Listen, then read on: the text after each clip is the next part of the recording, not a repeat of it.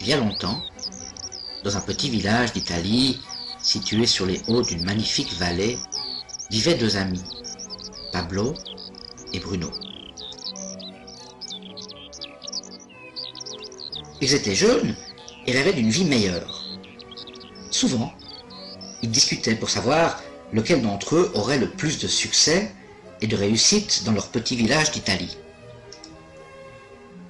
Ils n'avaient pas peur de travailler dur et cherchaient une opportunité pour mieux se réaliser et atteindre leurs rêves. Un jour, cette opportunité leur tendit les bras. Le maire du village cherchait deux personnes pour transporter des seaux d'eau du haut de la montagne voisine, d'où il fallait redescendre dans la vallée, puis acheminer ces mêmes seaux dans le réservoir situé au cœur du village. Ils seraient payés le soir même 1 euro par seau d'eau déversé dans le réservoir. Bruno et Pablo, enthousiasmés par l'idée d'être rémunérés au seau, acceptèrent le travail proposé.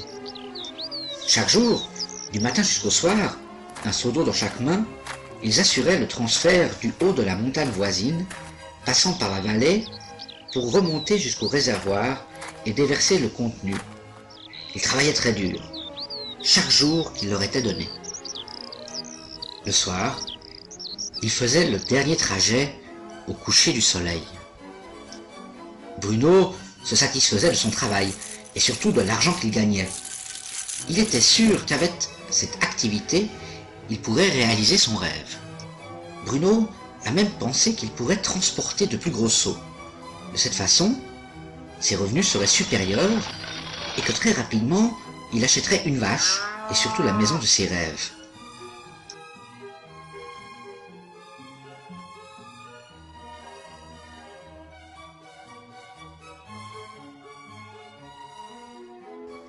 Mais Pablo n'était pas satisfait. À la fin de chaque jour, exténué par le dur labeur de son travail, il pensait à une méthode plus simple qui lui permettrait de gagner sa vie. Un jour, lui vint une idée. Il imagina construire un pipeline qui permettrait à l'eau de s'écouler sans effort du haut de la montagne voisine jusqu'au cœur du village pour finalement se déverser dans le réservoir. Avec ce pipeline, il y aurait toujours de l'eau qui s'écoulerait sans même avoir à transporter de seau. Il trouva une nouvelle motivation et se mit à réaliser les plans. Pablo, bien sûr, partagea son idée avec son ami Bruno et lui demanda de se joindre à lui pour démarrer la construction du pipeline. Mais Bruno lui fit savoir que son idée était folle et lui dit que son travail actuel était sûr, payé quotidiennement et qu'il suffit d'avoir de plus gros seaux pour gagner plus rapidement de l'argent. En plus, déjà, maintenant, il peut utiliser ses revenus. Bien sûr, Bruno s'exécuta. Il parcourait le trajet avec de plus gros seaux et toujours plus rapidement.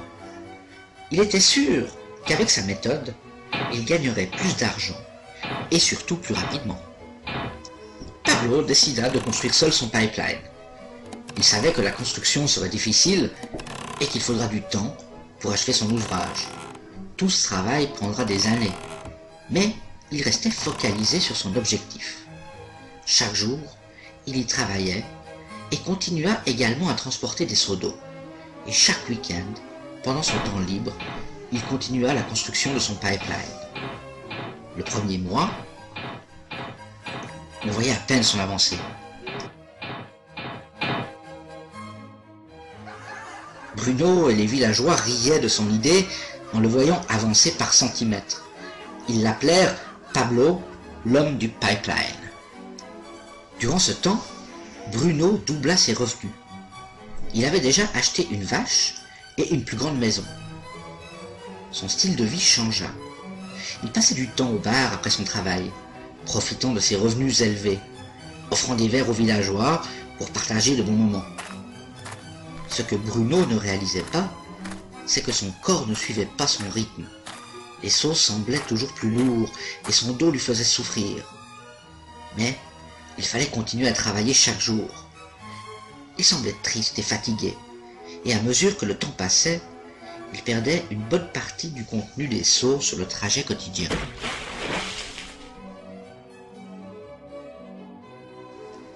Mois après mois, Pablo travaillait à son pipeline. On voyait l'avancement et au bout de 2 ans d'efforts, Pablo termina son pipeline. Il peut maintenant l'utiliser pour laisser l'eau s'écouler du haut de la montagne voisine jusqu'à dans le réservoir au cœur du village. Pablo gagnait maintenant plus d'argent qu'il ne pouvait s'imaginer dans ses propres rêves. L'eau continuait de couler sans arrêt jusqu'au village sans même que Pablo n'ait à travailler. Il profitait de se reposer, d'aller au bar et de se prélasser à l'ombre de magnifiques arbres. Pablo était heureux et le secret de sa réussite se trouvait dans la persévérance et le dur travail de construction. Maintenant, ses revenus augmentaient au même rythme que l'eau coulait à l'extrémité de son pipeline. L'histoire de Pablo et Bruno est un reflet de notre vie quotidienne. Transporter des seaux représente ce que font la majorité des gens pour acquérir de l'argent. Bruno utilisait son temps et ses capacités à transporter des seaux en échange d'argent. Plus il gagnait de l'argent, plus il le dépensait et avait besoin de seaux plus gros pour couvrir ses dépenses. Nous croyons toujours que pour gagner plus, il faut travailler plus dur. Par exemple, faire des heures supplémentaires ou augmenter le volume de travail pour obtenir une position cadre. Ce qui signifie utiliser encore plus de temps pour son travail. La plupart des individus échangent leur temps contre de l'argent, comme Bruno. Nous savons que chacun a à disposition 24 heures par jour et qu'il n'est pas possible d'utiliser la totalité de son temps au travail. Les temps difficiles sont lorsque nous n'avons plus la santé suffisante pour notre tâche et lorsque l'âge ne permet plus la même activité. Dès cet instant, nos revenus s'estompent dramatiquement. La méthode de Pablo fut différente. Il n'a pas échangé tout son temps contre de l'argent. Il a utilisé une partie de celui-ci à construire un pipeline. Il savait que ce pipeline lui procurait des revenus aussi longtemps que l'eau coulera. Il savait qu'en effectuant une tâche unique, chaque jour un petit peu, ceci lui procurait des revenus pour la vie, qu'il soit âgé ou même malade. Il savait également que pour réaliser ses ambitions, il devait travailler dur un certain temps et persévérer jusqu'au bon fonctionnement. Pablo savait qu'il ne faut pas toujours travailler que pour de l'argent et un revenu immédiat, et que pour un effort identique, vous pouvez transporter des seaux ou construire un pipeline.